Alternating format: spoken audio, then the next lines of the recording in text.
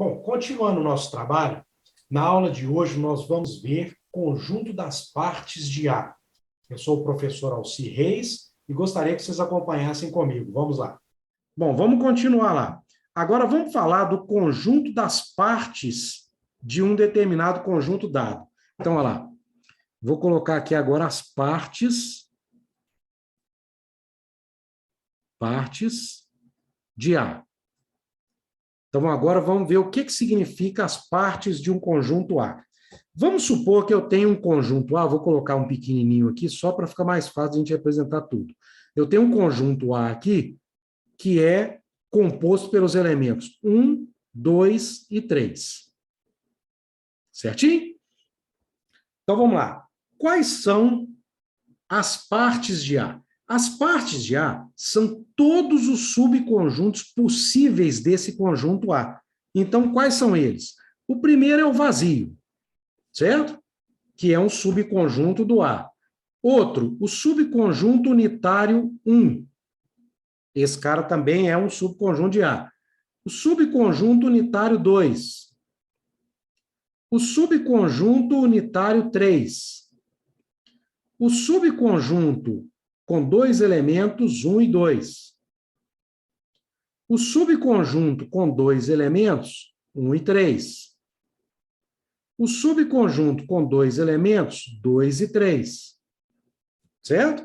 E depois o próprio conjunto A, que é 1, 2 e 3. Então, esse daqui são todos os subconjuntos possíveis desse conjunto A. A gente chama isso de conjunto das partes de A. Tá claro aquilo ali?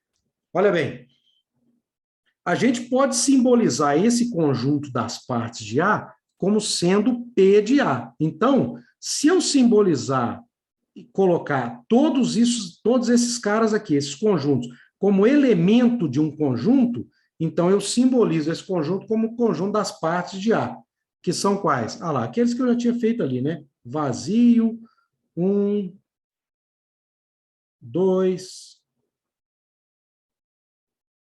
3, 4, e por aí vai. Todos aqueles ali de cima. Tá claro? Esse daqui é o conjunto das partes de A, que é formado por aqueles elementos que estão lá em cima. O número de conjuntos de um determinado subconjunto é dado por uma expressão. Então, esse número de subconjuntos é K igual a 2 elevado a N. Tá certo? E esse K significa o quê? O número de partes de um conjunto. Então, esse cara aqui, ó, esse cara aqui é o número de partes de um determinado conjunto. Então, vamos supor que eu tenha aquele caso lá atrás, olha lá, olha só.